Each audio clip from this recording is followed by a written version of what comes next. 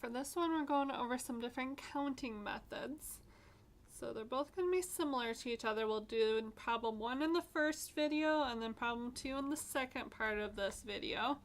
So for the first one, construct a tree diagram to list the possibilities of a couple planning to have 3 kids.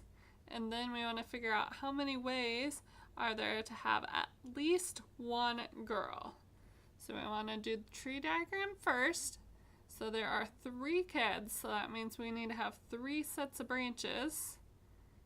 And of course, for every kid, it could be a boy or a girl, so we'll put B for boy, and we will put G for girl. And then that would represent for the first kid. And then we need to do it again for the second kid. Once again, could be a boy or a girl. Same thing down here. If the first one was a girl, the second one could still be a boy or a girl.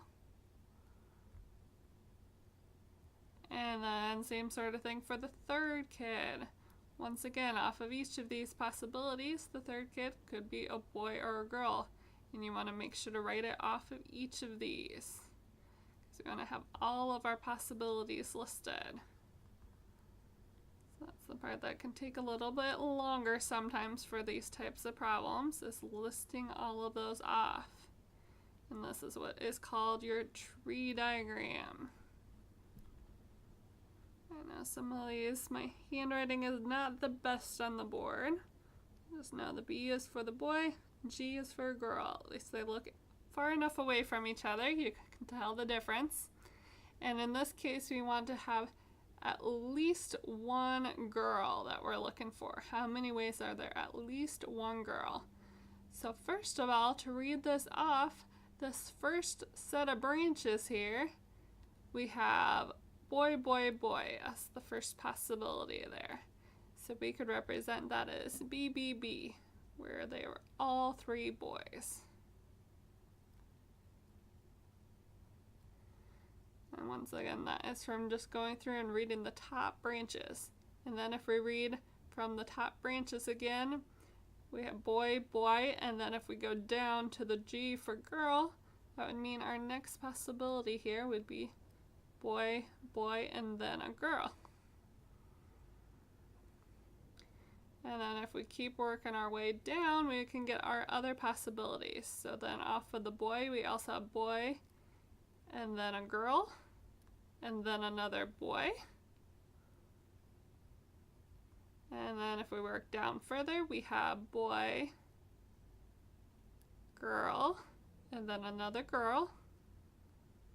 And then if we work down here, that's all of our possibilities for starting out with a boy. If we start out with a girl, we could have a girl, and then a boy, and another boy. Could have a girl, and then a boy, and then another girl. You could have a girl, another girl, and then another, and a boy. Or you could have all 4 of them be girls. Or sorry, all 3. There's only 3 kids here. All 3 of the girls could be girls for those kids. And then if we want at least 1 girl, the only one that doesn't have at least 1 girl is this first one. All of the rest of these have at least 1 girl. So if we count up those possibilities there, we have 7 ways for there to be at least 1 girl.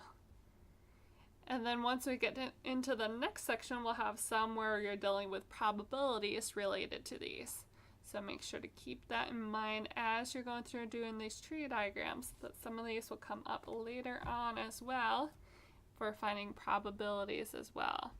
Make sure if you have questions on this, make sure to ask, and we will do number 2 in the second part of this video. That one will take just a little bit longer.